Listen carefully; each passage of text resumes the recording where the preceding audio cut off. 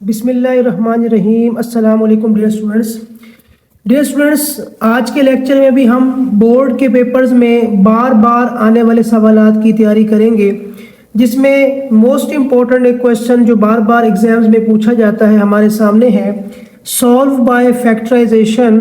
हमने फैक्टराइजेशन करके इस इक्वेशन को सॉल्व करना है x की 2 minus x minus 20 is equal to 0। Urdu medium में इसको कैसे पढ़ेंगे? बजरिया तज्ज़ी हल करें, यानी इस सवाल की हम तज्ज़ी करके इसका हम हल निकालेंगे। अब हमारे पास सबसे पहले हम क्या करेंगे, इस क्वेश्चन को एज इट इज़ दोबारा उतार लेंगे। अब हमने 3 रकमों की तज्ज़ी कैसे करती हैं वो हम सीखेंगे। 3 टर्म्स अगर हमारे पास मौजूद हों तो हम उसकी फैक्टराइजेशन कैसे करेंगे।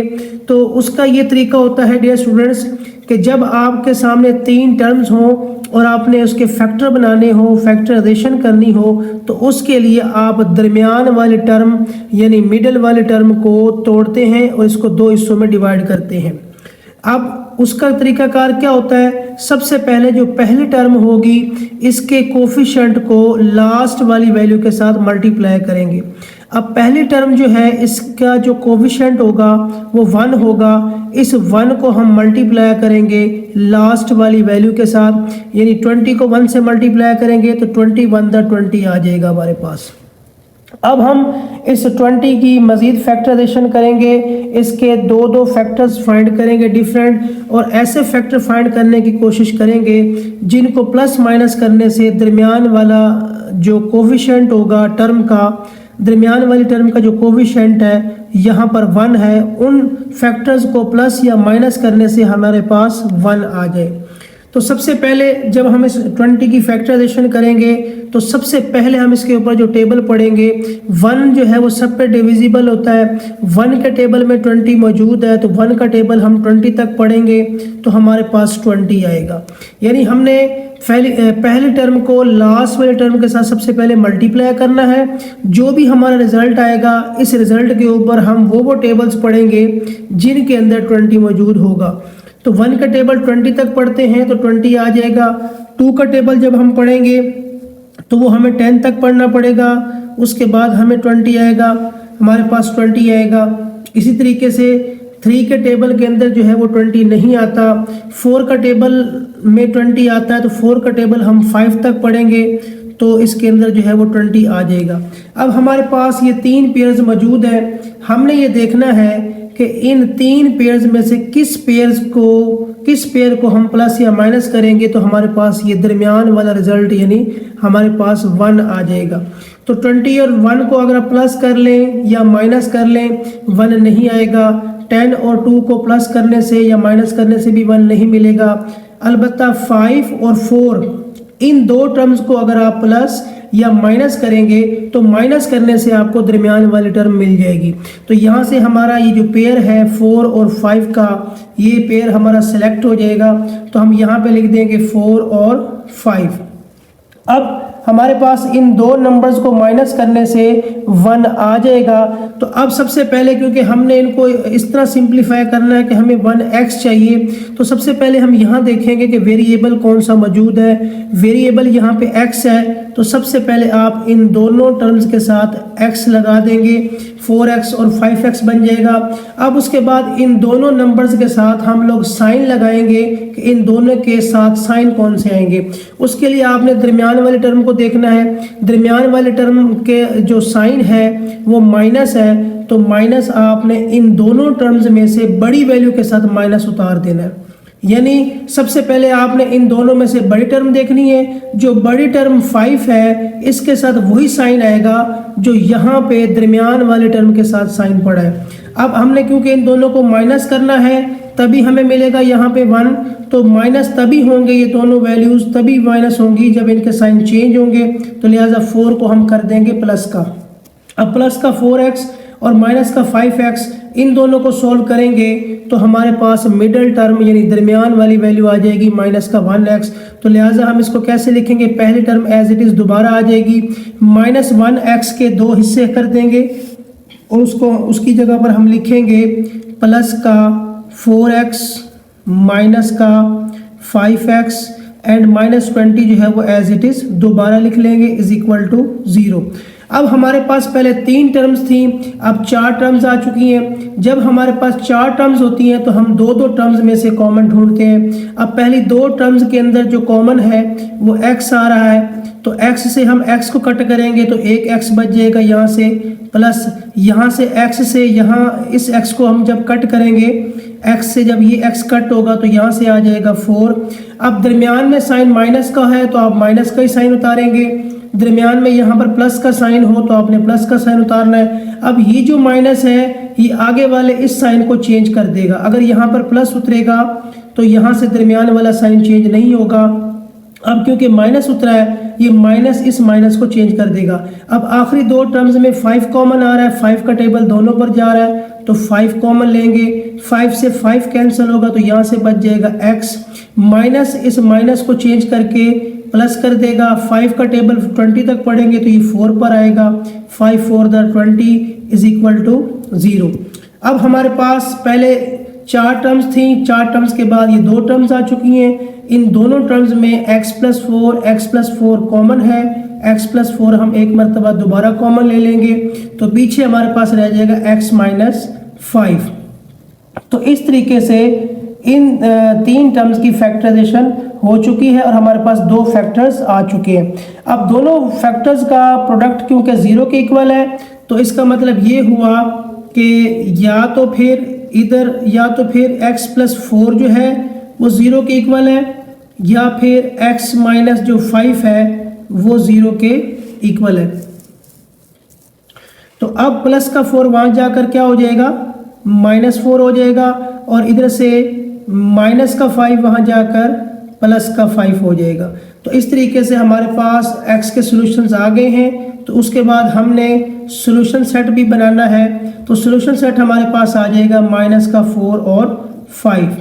तो इस तरीके से डियर स्टूडेंट्स हमारी ये जो इक्वेशन है वो फैक्टराइजेशन करके या तज्ज़ी करके सॉल्व हो जाएगी। जी नेक्स्ट मोस्ट इम्पोर्टेंट क्वेश्चन हमारे पास है find the value of p। हमने p की वैल्यू फाइंड करनी है। If the ratio 2p+5 ratio 3p+4 and 3:4 are equal. हमने p की कीमत मालूम करनी है अगर निस्बतें यानी जो 2 रेशोज़ हैं, एक ये वाली रेशो और दूसरी ये वाली रेशो 3:4 वाली, दोनों रेशोज़ क्या हों, इक्वल हों यानी बराबर हों। तो इस क्वेश्चन में हमें कहा जा रहा है कि हमने p की कीमत मालूम करनी है अगर दोनों रेशोज़ आपस में बराबर हों। तो सबसे पहले अकॉर्डिंग टू कंडीशन, सवाल की कंडीशन के मुताबिक हम दोनों रेशोज़ को उतार लेंगे। पहली रेशो हमारे पास है 2p+5 रेशो 3p+4 और दूसरी रेशो हमारे पास है 3:4। हमने इन दोनों निस्बतों को, दोनों रेशोज़ को उतार लिया है और सवाल की कंडीशन के मुताबिक उसने कहा है कि दोनों रेशोज़ आपस में इक्वल हैं यानी बराबर हैं, तो हम इन दोनों रेशोज़ को इक्वल कर देंगे। अब डियर स्टूडेंट्स आप अच्छी तरह जानते हैं कि जब हमारे पास रेशो वाली फॉर्म आती है, रेशो वाली फॉर्म को हम फ्रैक्शन वाली फॉर्म यानी बटे वाली फॉर्म में चेंज कर सकते हैं। तो इसको हम इस तरह लिख सकते हैं 2p+5 over 3p+4 is equal to 3:4 को भी हम बटे वाली फॉर्म में लिख सकते हैं, तो ये बन जाएगा 3/4। जब हमारे पास 2 बटे वाली वैल्यूज़ आ जाएं, 2 फ्रैक्शंस आ जाएं, दरमियान में इज इक्वल टू का साइन हो, तो हम उनको क्रॉस मल्टीप्लाई कर सकते हैं। यानी अब हम क्या करेंगे, इस 3 को मल्टीप्लाई करेंगे 3p+4 से, 3p+4 और इस 4 को मल्टीप्लाई करेंगे हम 2p+5 से। अब 3 का टेबल 3 तक पढ़ेंगे, 3 3 9p हो जाएगा, प्लस 3 का टेबल 4 तक पढ़ेंगे, 3 4 12 आ जाएगा, इज इक्वल टू 4 का टेबल 2 तक पढ़ेंगे तो ये 4 2 8p आ जाएगा, प्लस 4 5 20 आ जाएगा। अब p वाली टर्म्स हम एक तरफ लिखेंगे और कांस्टेंट टर्म्स को हम एक तरफ लिखेंगे, तो यहाँ पे हम लिखेंगे 9p। अब यहाँ 8p प्लस में है तो ये दूसरी साइड पर जाकर माइनस का p हो जाएगा, is equal to +20 as it is आ जाएगा, और यहाँ से प्लस का 12 दूसरी साइड पे जाएगा, ये हो जाएगा -12। अब 9p में से जब हम 8p को माइनस करेंगे तो यहाँ पे हमारे पास ये 1p आ जाएगा, इज इक्वल टू इन 20 में से जब 12 को माइनस करेंगे, क्योंकि इन दोनों नंबर्स के साइन चेंज है, एक वैल्यू प्लस की है एक माइनस की है, जब दो नंबर्स के साइन चेंज होते हैं तो वो नंबर आपस में माइनस हो जाते हैं, तो ये +8 हमारे पास इसका रिजल्ट आ जाएगा। इस तरीके से हमारे पास जो p की वैल्यू यानी p की कीमत है वो आ जाएगी p is equal to 8। Next most important question हमारे पास है फाइंड फोर्थ प्रोपोर्शनल, चौथा मुतनासिब मालूम करें। तो यहाँ पर हमें 3 वैल्यूज़ 3 टर्म्स दी हुई हैं, यहाँ पर हमने चौथा मुतनासिब मालूम करना है। तो सबसे पहले चौथा मुतनासिब पेपर में आ जाए या तीसरा मुतनासिब आ जाए, तो सबसे पहले हम उसको सपोज करते हैं, फ़र्ज़ करते हैं कि चौथा मुतनासिब या तीसरा मुतनासिब क्या होगा।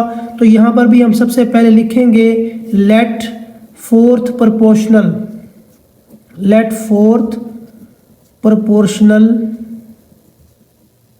इसको हम प्रोपोर्शनल को हम नाम दे देंगे m का, क्योंकि यहाँ पर पहले ही वेरिएबल x यूज़ हो रहा है, तो लिहाजा हम फोर्थ प्रोपोर्शनल का x का नाम नहीं दे सकते, तो हमने इन वेरिएबल से चेंज करके कोई ना कोई नाम देना है। तो उर्दू मीडियम में हम लिखेंगे कि फ़र्ज़ किया चौथा मुतनासिब, फ़र्ज़ किया चौथा मुतनासिब, उसको भी हम क्या नाम दे देंगे m का। अब जब मुतनासिब का जिक्र आता है तब हमने दो रेशोज़ को, दो निस्बतों को तनासुब में लिखना होता है, यानी प्रोपोर्शन में लिखना होता है। तो सबसे पहले पहली वैल्यू हमारे पास आ जाएगी 4x की 4, आगे हम रेशो का साइन यानी निस्बत का साइन इस्तेमाल करेंगे, उसके बाद हम दूसरी टर्म लिखेंगे 2x की 3, उसके बाद हम तनासुब यानी प्रोपोर्शन इसके अंदर लगाएंगे और तीसरी वैल्यू लिखेंगे 18x की 5, और लास्ट में हम रेशो लिख के चौथा मुतनासिब जिसको हमने सपोज किया था हम उसको उतार देंगे, यानी दो रेशोज़ जो है वो प्रोपोर्शन में आ जाएंगी या तनासुब में आ जाएंगी। तो जब भी हमने चौथा मुतनासिब मालूम करना है तो 3 टर्म्स तो आपको वो लाजमी तौर पर हमें गिवन होंगी, हमने चौथी टर्म को सपोज करके उसको m का नाम दे देना है। अब जब दो रेशोज़ प्रोपोर्शन में आती हैं तो हम फार्मूला अप्लाई करते हैं, product of mean is equal to product of extreme, product of mean is equal to product of extreme, यानी दरमियान वाली वैल्यूज़ को आपस में मल्टीप्लाई करेंगे और लास्ट वाली वैल्यूज़ को आपस में मल्टीप्लाई करेंगे। मीन का मतलब होता है वस्तैन का हासिल ज़रब, और एक्सट्रीम का मतलब होता है तरफैन का हासिल ज़रब। तो हम फर्स्ट वैल्यू को लास्ट वैल्यू से मल्टीप्लाई करेंगे, और वस्तैन का मतलब होता है दरमियान वाली वैल्यूज़, यानी यहाँ पर हम 2x की 3 को मल्टीप्लाई करेंगे 18x की 5 के साथ, इज इक्वल टू तरफैन का मतलब है लास्ट वाली वैल्यूज़, यानी m को हम मल्टीप्लाई करेंगे 4x की 4 के साथ।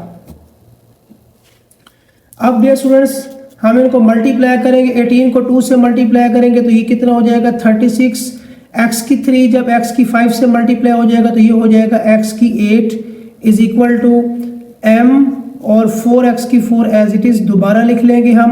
अब 4x की 4 m में मल्टीप्लाई हो रहा है, दूसरी साइड पर जाकर ये डिवाइड हो जाएगा, तो यहाँ पे हम लिखेंगे 36 x की 8 ओवर 4 x की 4 इज इक्वल टू m, यहाँ से एज इट इज़ आ जाएगा। 4x की 4 m के अंदर मल्टीप्लाई हो रहा था तो दूसरी साइड पर जाकर डिवाइड हो गया। अब हम इसकी कटिंग कर देंगे, 4 1 4, 4 9 36, x4 को जब हम x8 पे कट करेंगे तो x की 4 रह जाएगा। इस तरीके से हमारे पास फाइनल रिजल्ट आ जाएगा 9x की 4 इज इक्वल टू m। तो इस तरीके से हमारा चौथा मुतनासिब होगा 9x की 4। जी नेक्स्ट इंपॉर्टेंट क्वेश्चन हमारे पास है इवेल्यूएट, कीमत मालूम करें 1 minus omega plus omega square whole की पावर 6। अब हमने इसकी कीमत मालूम करनी है। डियर स्टूडेंट्स, इस क्वेश्चन के अंदर हमें क्यूब और रूट ऑफ यूनिटी दी गई हैं। ये जो हमारे पास टर्म्स हैं 1 ओमेगा ओमेगा स्क्वायर, इन तीन टर्म्स को कहा जाता है क्यूब रूट ऑफ यूनिटी। तो जब हमारे पास ऐसा क्वेश्चन आए जिसके अंदर cube root of unity is given हो, तो हम क्या करते हैं, सबसे पहले इनको इस तरह अरेंज करते हैं कि कोई सी दो टर्म्स का साइन एक जैसा हो जाए। अगर हम पहली दो टर्म्स की बात करें तो पहली टर्म जो है प्लस की है और दूसरी टर्म माइनस की है, तो इनके साइन आपस में चेंज हो जाते हैं। अगर हम पहली टर्म और आखिरी टर्म की बात करें तो इन दोनों टर्म्स के साइन सेम है। पहली टर्म भी प्लस की है, लास्ट वाली टर्म भी प्लस की है। तो अब हम इसमें सबसे पहले क्या करेंगे, जिन टर्म्स का साइन एक जैसा है उनको एक साथ लिखेंगे। यानी अब हम सबसे पहले इनको अरेंज करेंगे। तो यहाँ पर ये जो स्मॉल ब्रैकेट है, इस स्मॉल ब्रैकेट को हम बड़ी ब्रैकेट में कन्वर्ट कर देते हैं, इज इक्वल टू होल की पावर जो 6 है वो एज इट इज़ आ जाएगा। और सबसे पहला स्टेप हमारा क्या होगा, हम इन दोनों टर्म्स को अरेंज करेंगे, तरतीब देंगे। 1 के बाद लिखेंगे हम plus omega square minus omega. अब इनकी जगह चेंज करने से हमें जो पहली दो टर्म्स मिल जाएंगी, उन दोनों टर्म्स का जो साइन है वो एक जैसा होगा। अब उसके बाद क्यूब रूट ऑफ यूनिटी की कुछ प्रॉपर्टीज़ हैं, कुछ फार्मूले हैं जिनको याद रखना बहुत ज़रूरी है। अगर 1 के अंदर ओमेगा प्लस हो तो उसकी वैल्यू आती है माइनस ओमेगा स्क्वायर। अगर 1 के अंदर प्लस हो ओमेगा स्क्वायर तो उसकी वैल्यू आती है माइनस ओमेगा। अगर ओमेगा में प्लस करेंगे ओमेगा स्क्वायर तो ये इसकी वैल्यू आती है -1। तो ये कुछ प्रॉपर्टीज़ हैं, कुछ फार्मूले हैं क्यूब रूट ऑफ यूनिटी से रिलेटेड जो आपको याद होना ज़रूरी है। तो यहाँ पर अगर 1 में जब ओमेगा स्क्वायर प्लस करेंगे तो उसकी वैल्यू आएगी माइनस ओमेगा। तो यहाँ पर जो पहली दो टर्म्स हैं 1 प्लस ओमेगा स्क्वायर, इन दोनों की वैल्यू बन जाएगी माइनस ओमेगा। तो इन दोनों टर्म्स की जगह पे हम लिखेंगे माइनस ओमेगा। ये माइनस ओमेगा हम एज इट इज़ दोबारा उतार देंगे और होल की पावर 6 जो है वो एज इट इज़ आ जाएगी। अब ये दोनों टर्म्स सेम है, लाइक टर्म्स आ गई हैं, दोनों टर्म्स को हम ऐड कर देंगे। दोनों टर्म्स का साइन एक जैसा है, दोनों माइनस में है, तो -1 एंड -1 ये बन जाएगा माइनस का 2 ओमेगा होल की पावर 6। उसके बाद अब हम इसको मज़ीद एक्सपेंड करेंगे, तो 2 को भी हम 6 टाइम मल्टीप्लाई करेंगे और ओमेगा को भी 6 टाइम मल्टीप्लाई करेंगे। 2 को जब हम 6 बार मल्टीप्लाई करेंगे तो इसका रिजल्ट आ जाएगा 64। और जो माइनस है वो ख़त्म हो जाएगा, क्योंकि जब होल की पावर इवन होती है, यानी यहाँ पे पावर अगर 2, 4, 6, 8, 10, 12 इवन पावर होगी तो बेस वाला माइनस ख़त्म हो जाता है। तो 2 को जब 6 बार मल्टीप्लाई करेंगे तो इसका रिजल्ट आएगा 64। और ओमेगा को जब 6 बार मल्टीप्लाई करेंगे तो ये आ जाएगा ओमेगा की पावर 6। अब क्यूब रूट ऑफ यूनिटी की ये भी प्रॉपर्टी है कि ओमेगा जो 3 होता है वो 1 के इक्वल होता है। तो हम इसको मज़ीद सिंप्लीफाई कैसे करेंगे, ओमेगा 3 को हम यूँ भी लिख सकते हैं, ओमेगा 6 को ओमेगा 3 की पावर 2, क्योंकि 2 3 था 6 आ जाएगा हमारे पास। तो अब हम ओमेगा जो 3 है उसकी वैल्यू 1 होती है, तो 1 ओमेगा 3 की जगह पे 1 पुट कर देंगे और होल का स्क्वायर जो है वो एज इट इज़ दोबारा आ जाएगा। अब डियर स्टूडेंट्स, 1 की पावर जो मर्जी हो रिजल्ट 1 ही आता है। उसके बाद लास्ट में हम 64 को जब 1 से मल्टीप्लाई करेंगे तो इसका रिजल्ट आ जाएगा 64। नेक्स्ट इंपॉर्टेंट क्वेश्चन हमारे पास है फाइंड ज्योमेट्रिक मीन, अकलियती औसत मालूम करना है 2, 4, 8 का। तो सबसे पहले हमें ज्योमेट्रिक मीन का या अकलियती औसत का फार्मूला आना चाहिए। तो सबसे पहले हम फार्मूला लिखेंगे। ज्योमेट्रिक मीन का फार्मूला होता है x1 multiply x2 multiply x3 and up to so on xn whole की पावर 1/n। यानी अगर हमारे पास n तक टर्म्स मौजूद होंगी तो पावर 1/n आ जाएगी। अगर हमारे पास 3 वैल्यूज़ होंगी तो पावर 1/3 आ जाएगी। और अगर हमारे पास 4 वैल्यूज़ होंगी तो हम 4 को मल्टीप्लाई करेंगे और पावर 1/4 आ जाएगी। यानी जितनी टर्म्स हमें गिवन होंगी, जितनी वैल्यूज़ हमें दी जाएंगी, हमने उतनी वैल्यू को मल्टीप्लाई करना है और उसकी पावर के अंदर भी वही वैल्यू आ जाएगी। तो यहाँ पर इस क्वेश्चन के अंदर ज्योमेट्रिक मीन को हम कहते हैं अक़लियती औसत। अक़लियती औसत। अब हमारे पास ज्योमेट्रिक मीन हमने इन 3 चीज़ों का फाइंड करना है, तो हम इन 3 वैल्यूज़ को मल्टीप्लाई कर देंगे। 2 multiply by 4 multiply by 8 whole की पावर। अब क्योंकि 3 वैल्यूज़ मल्टीप्लाई हो रही हैं तो पावर भी 1/3 आ जाएगी। जबकि फार्मूले में हमारे पास n तक वैल्यूज़ मल्टीप्लाई हो रही हैं तो पावर 1/n आ गई है। और क्वेश्चन के अंदर 3 टर्म्स हैं, 3 को मल्टीप्लाई करेंगे तो होल की पावर 1/3 आ जाएगी। अब जब तीनों टर्म्स को हम मल्टीप्लाई करेंगे तो इसका रिजल्ट आ जाएगा 64 होल की पावर 1/3। अब हम 64 का क्यूब रूट फाइंड करेंगे। डियर स्टूडेंट्स, आप अच्छी तरह जानते हैं कि 64 जो है वो 4 का क्यूब होता है। 4 को 3 टाइम्स मल्टीप्लाई करें तो 64 आ जाता है। 4 की पावर 3 आ जाएगा होल की पावर 1/3। अब जो 4 की पावर 3 है इसमें 3 को हम मल्टीप्लाई कर देंगे 1/3 से, तो 3 से 3 कैंसिल हो जाएगा और हमारे पास इसका जो रिज़ल्ट आ जाएगा वो 4 आ जाएगा। इस तरीके से इन 3 वैल्यूज़ का जो ज्योमेट्रिक मीन आएगा वो हमारे पास आ जाएगा 4।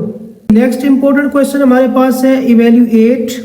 कीमत मालूम करें 9 + 4 ओमेगा + 4 ओमेगा स्क्वायर होल की पावर 7। अब हम इसको सोल्व करेंगे। सबसे पहले क्वेश्चन हम एज इट इज़ दोबारा उतार देंगे। अब हम क्या करेंगे, इसकी जो स्मॉल ब्रैकेट है, स्मॉल ब्रैकेट को बड़ी ब्रैकेट में कन्वर्ट कर देंगे और होल की पावर जो 7 है वो एज इट इज़ दोबारा लिख लेंगे। अब डियर स्टूडेंट्स, आप देख सकते हैं कि इसकी जो आखिरी 2 टर्म्स हैं, आखिरी 2 टर्म्स में 4 जो है वो कॉमन आ सकता है, तो आखिरी 2 टर्म्स में से हम 4 को कॉमन ले लेंगे। 9 को हम एज इट इज़ दोबारा उतार लेंगे। आखिरी 2 टर्म्स में 4 कॉमन है तो 4 हम कॉमन ले लेंगे। यहाँ से जब 4 जाएगा तो हमारे पास ओमेगा रह जाएगा, प्लस इस टर्म से भी जब 4 बाहर आ जाएगा कॉमन ले लेंगे तो यहाँ से आ जाएगा ओमेगा स्क्वायर। उसके बाद is equal to 9 as it is आ जाएगा दोबारा प्लस 4। अब जब ओमेगा के अंदर प्लस करते हैं ओमेगा स्क्वायर तो क्यूब रूट ऑफ यूनिटी की प्रॉपर्टी होती है कि ओमेगा में जब ओमेगा स्क्वायर प्लस हो तो इन दोनों की वैल्यू होती है -1, जैसा कि आपको पिछले क्वेश्चन में भी बताया जा चुका है। और होल की पावर जो 7 है वो एज इट इज़ दोबारा आ जाएगी। उसके बाद हमारे पास क्या आ जाएगा 9। अब ये प्लस जो है वो माइनस से मल्टीप्लाई होगा, प्लस माइनस माइनस आ जाएगा, 4 1 4 होल की पावर 7 एज इट इज़ दोबारा आ जाएगी। अब हम क्या करेंगे, 9 में से 4 को माइनस करेंगे तो इसका रिजल्ट हमारे पास आ जाएगा 5 की पावर हमारे पास आ जाएगी 7। अब हम 5 को 7 टाइम क्या कर देंगे, मल्टीप्लाई कर देंगे। तो 5 को जब हम 7 टाइम मल्टीप्लाई करेंगे तो इसका रिजल्ट हमारे पास आ जाएगा 78 125। तो इस तरीके से इस सारे एक्सप्रेशन की इसकी वैल्यू हमारे पास आ जाएगी 78125। जी नेक्स्ट हमारे पास अगला क्वेश्चन है 1 - 3 ओमेगा - 3 ओमेगा का स्क्वायर होल की पावर 5। इसको भी हमने इवेल्युएट करना है और इसकी हमने कीमत मालूम करनी है। तो सबसे पहले हम क्वेश्चन को एज इट इज़ दोबारा उतार लेंगे। 1 - 3 ओमेगा - 3 ओमेगा स्क्वायर होल की पावर 5। उसके बाद हम इस स्मॉल ब्रैकेट को बड़ी ब्रैकेट में कन्वर्ट कर देंगे और होल की पावर 5 एज इट इज़ उतार देंगे। अब यहाँ पर भी लास्ट वाले जो 2 टर्म हैं इनमें 3 कॉमन आ रहा है, तो इन 2 टर्म्स में से हम 3 को कॉमन ले लेंगे। पहली जो टर्म हमारे पास 1 है इसको हम एज इट इज़ दोबारा लिख लेंगे। इन दोनों टर्म्स में से हम 3 कॉमन ले लेंगे। 3 से जब 3 कैंसिल होगा तो यहाँ से हमारे पास आ जाएगा ओमेगा। यहाँ पर हमने माइनस भी कॉमन लिया है, माइनस इस माइनस को चेंज करके प्लस कर देगा, और इस टर्म में से भी जब 3 से 3 कैंसिल होगा तो हमारे पास रह जाएगा ओमेगा स्क्वायर। अब डियर स्टूडेंट्स, लास्ट क्वेश्चन में भी आपको बताया जा चुका है कि ओमेगा के अंदर जब ओमेगा स्क्वायर प्लस होता है तो इसकी वैल्यू होती है -1 होल की पावर 5 इज इक्वल टू, अब क्या करेंगे, 1 को दोबारा लिखेंगे, माइनस से माइनस मल्टीप्लाई हो जाएगा, ये हो जाएगा प्लस, और 3 को 1 से मल्टीप्लाई करेंगे तो ये आ जाएगा 3 1 3 होल की पावर 5। 3 में हम 1 को ऐड करेंगे तो इसका रिजल्ट हमारे पास आ जाएगा 4 की पावर 5। अब हम 4 को 5 टाइम मल्टीप्लाई कर देंगे 4 की पावर, क्योंकि 5 आ रही है तो 4 को हम 5 टाइम मल्टीप्लाई कर देंगे। तो जब हम 4 को 5 टाइम मल्टीप्लाई करेंगे तो इसका रिजल्ट हमारे पास आ जाएगा 1024 जो है वो इसकी हमारे पास वैल्यू आ जाएगी। जी नेक्स्ट इंपॉर्टेंट क्वेश्चन हमारे पास है, फाइंड आर की वैल्यू फाइंड करनी है when L is equal to 52 centimetre and theta is equal to 45 degree. R की कीमत मालूम करें जबकि एल की कीमत 52 cm है, 52 सेंटीमीटर, और थीटा की वैल्यू हमारे पास है 45 डिग्री सेंटीग्रेड। तो सबसे पहले इस क्वेश्चन के अंदर हमें जो डाटा गिवन है सबसे पहले हम उसको उतारेंगे। तो इस क्वेश्चन में हमें लेंथ की वैल्यू गिवन है, लेंथ की वैल्यू हमारे पास है 52 सेंटीमीटर, और थीटा की वैल्यू हमारे पास गिवन है 45 डिग्री। अब डियर स्टूडेंट्स, थीटा को जब हम इस क्वेश्चन को जब भी हम सॉल्व करेंगे इस तरह का क्वेश्चन जिसमें आर एल और थीटा का जिक्र हो रहा होगा, तो उसके अंदर हम फार्मूला यूज करते हैं L is equal to R theta. लेकिन थीटा हमेशा हमारे पास रेडियन सिस्टम के अंदर मौजूद होना चाहिए। जब हमारे इस क्वेश्चन में हमारे पास जो थीटा है वो डिग्री के अंदर है, तो जब भी हमारे पास डिग्री के अंदर थीटा दिया जाएगा सबसे पहले हम उसको रेडियन सिस्टम के अंदर कन्वर्ट करेंगे।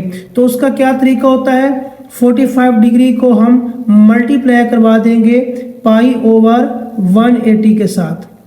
तो जब भी आपको थीटा डिग्री सिस्टम में दिया जाए आप उसे मल्टीप्लाई कर देंगे पाई ओवर 180 के साथ, तो वो जो वैल्यू है वो डिग्री से रेडियन के अंदर कन्वर्ट हो जाएगी। अब 45 का टेबल हम 4 टाइम पढ़ें तो 180 आता है, 45 1 45 को 4 टाइम मल्टीप्लाई करें तो 180 आता है। इस तरीके से हमारा थीटा चेंज होके बन जाएगा पाई ओवर 4 रेडियन। तो थीटा की वैल्यू आ जाएगी पाई ओवर 4 रेडियन। अब हम डियर स्टूडेंट्स फार्मूला लगाएंगे जिस फार्मूले के तहत हमें रेडियस फाइंड होगा। तो इसका फार्मूला यूज होता है L is equal to R theta. अब हम इस फार्मूले में वैल्यूज पुट करेंगे। लेंथ की वैल्यू हमारे पास है 52 सेंटीमीटर, तो लेंथ के नीचे हम लिखेंगे 52 सेंटीमीटर, और थीटा की आर की वैल्यू क्योंकि हमने फाइंड करनी है तो आर जो है वो एज इट इज दोबारा आ जाएगा, और थीटा की वैल्यू हमारे पास है पाई ओवर 4। अब पाई ओवर 4 में जो 4 है यहाँ पे डिवाइड हो रहा है, दूसरी साइड पे जाकर ये मल्टीप्लाई हो जाएगा 52 के साथ। तो नेक्स्ट हमारे पास आ जाएगा 52 मल्टीप्लाई बाय 4, और पाई जो है वो आर में मल्टीप्लाई हो रहा है तो दूसरी साइड पर जाकर ये डिवाइड हो जाएगा, इज इक्वल टू आ जाएगा आर। अब डियर स्टूडेंट्स आप जानते हैं कि पाई की वैल्यू 3.14 होती है, तो नेक्स्ट हमारे पास आ जाएगा 52 मल्टीप्लाई बाय 4 ओवर 3.14। अब हम क्या करेंगे, इन दोनों को वैल्यूज को मल्टीप्लाई करके 3.14 पर डिवाइड कर देंगे, जिससे हमारे पास रेडियस का रिजल्ट आ जाएगा। तो हम 52 को मल्टीप्लाई करेंगे 4 के साथ और डिवाइड करेंगे 3.14 के साथ, तो रेडियस की वैल्यू हमारे पास आ जाएगी 66.24 सेंटीमीटर। यहाँ पर लास्ट में आपने यूनिट को लाजमी मेंशन करना है। अगर लेंथ मीटर्स में होगी तो तो रेडियस भी मीटर में निकलेगा, और अगर रेडियस मीटर में होगा तो लेंथ भी मीटर्स में निकलेगी। तो लेंथ और रेडियस दोनों का यूनिट सेम होना चाहिए। जी dear students, next important question है हमारे पास, convert 315.18 degree to degree minute second. हमारे पास एक वैल्यू गिवन है जो डिग्री सिस्टम के अंदर है और डेसिमल में है। पूरी की पूरी जो वैल्यू है वो डिग्री के अंदर मौजूद है। हमने इसको डिग्री, मिनट और सेकंड के अंदर कन्वर्ट करना है, यानी 315.18 डिग्री में कितने डिग्री होंगे, कितने मिनट होंगे और कितने सेकंड होंगे, ये हमने फाइंड करना है। तो सबसे पहले हम वैल्यू को एज इट इज़ उतार लेंगे, 315.18 डिग्री। अब डियर स्टूडेंट्स, ये पूरी की पूरी वैल्यू डिग्री में है, पॉइंट के पहले वाला हिस्सा भी डिग्री में है और पॉइंट के बाद वाला हिस्सा भी डिग्री में है। तो हम क्या करेंगे, इन दोनों को अलग अलग कर देंगे। पॉइंट से पहले वाला हिस्सा है 315, ये अलग कर देंगे, प्लस जो पॉइंट के बाद वाला हिस्सा है 0.18, इसको भी हम अलग कर लेंगे। तो पहले ये वैल्यू एक ही दफ़ा डिग्री में थी, अब जब हम इसके दो हिस्से करेंगे तो दोनों हिस्से जो है वो डिग्री के अंदर अलग अलग कन्वर्ट हो जाएंगे। अगर हम इन दोनों वैल्यूज़ को प्लस करें तो वापसी हमारे पास वही रिजल्ट आ जाएगा। तो हमने सबसे पहले क्या किया, पॉइंट के पहले वाला हिस्सा भी अलग कर लिया और पॉइंट के बाद वाला हिस्सा भी अलग कर लिया। अब 315 डिग्री यानी 315 डिग्री एज इट इज चलता रहेगा। 0.18 जो डेसिमल पार्ट था, इस डेसिमल पार्ट के कितने मिनट बनेंगे और कितने सेकंड बनेंगे, ये हम फाइंड करेंगे। अब 315 डिग्री एज इट इज दोबारा उतार लेंगे 0.18। अब ये डिग्री है, इसको मल्टीप्लाई कर देंगे हम 60 के साथ, तो ये जो डिग्री है ये मिनट में कन्वर्ट हो जाएगा। तो अब हम लिखेंगे 315 डिग्री एज इट इज लिख देंगे, प्लस 0.18 को मल्टीप्लाई करेंगे 60 के साथ। तो जब हम इसको 60 से मल्टीप्लाई करेंगे तो ये मिनट में कन्वर्ट हो जाएगा। अब हम मल्टीप्लाई करेंगे 0.18 मल्टीप्लाई बाय 60। इनको जब हम मल्टीप्लाई करते हैं तो इसका रिजल्ट हमारे पास आ जाता है 10.8 मिनट। अब ये वाली पूरी वैल्यू मिनट में कन्वर्ट हो गई है, तो अब हम लिखेंगे 315 डिग्री। अब इसमें से 10.8 मिनट में कितने सेकंड बनेंगे, पॉइंट के बाद वाले हिस्से के कितने सेकंड बनते हैं वो हम फाइंड करेंगे। तो अब इसके भी हम क्या कर देंगे, दो हिस्से कर देंगे। पॉइंट से पहले वाला हिस्सा अलग कर देंगे और पॉइंट के बाद वाला हिस्सा अलग कर देंगे, ये आ जाएगा 0.8। तो यहाँ पर एक ही दफ़ा मिनट लिखा हुआ था, तो जब हम इसके दो हिस्से करेंगे तो हम अलग-अलग मिनट वाला साइन लगा देंगे। अब नेक्स्ट हम लिखेंगे 315 डिग्री प्लस 10 मिनट। अब इस डेसिमल हिस्से के, पॉइंट वाले हिस्से के मज़ीद हम सेकंड बनाएंगे, तो इस पॉइंट वाले हिस्से को हम मज़ीद जो है क्या करेंगे 60 से मल्टीप्लाई कर देंगे, तो ये सेकंड्स के अंदर कन्वर्ट हो जाएगा। 315 डिग्री प्लस 10 डिग्री प्लस, अब हम इन दोनों को मज़ीद जो है वो मल्टीप्लाई करेंगे। तो जब हम मल्टीप्लाई करेंगे 0.8 को 60 के साथ, तो ये हमारे पास आ जाएगा 48। तो यहाँ पे हम लिखेंगे 48 सेकंड। तो इस तरीके से हमारे पास जो फाइनल रिज़ल्ट आ जाएगा वो आ जाएगा 315 डिग्री 10 मिनट और 48 सेकंड। यानी हमारे पास जो क्वेश्चन था 315.18 डिग्री, तो 315 डिग्री मुकम्मल थे। जो इशारिया 18 है, इस इशारिया 18 के कितने मिनट और सेकंड बनेंगे वो हमने फाइंड करना था। तो 315 डिग्री है वो एज इट इज़ आता जाएगा, और जो इशारिया 18 था इसके कितने मिनट और सेकंड बनेंगे, तो इसके 10 मिनट और 48 सेकंड बनेंगे। इस तरीके से हमारा ये जो वैल्यू थी वो स्टार्ट में डिग्री के अंदर थी, हमने इसको डिग्री, मिनट और सेकंड के अंदर चेंज कर दिया है।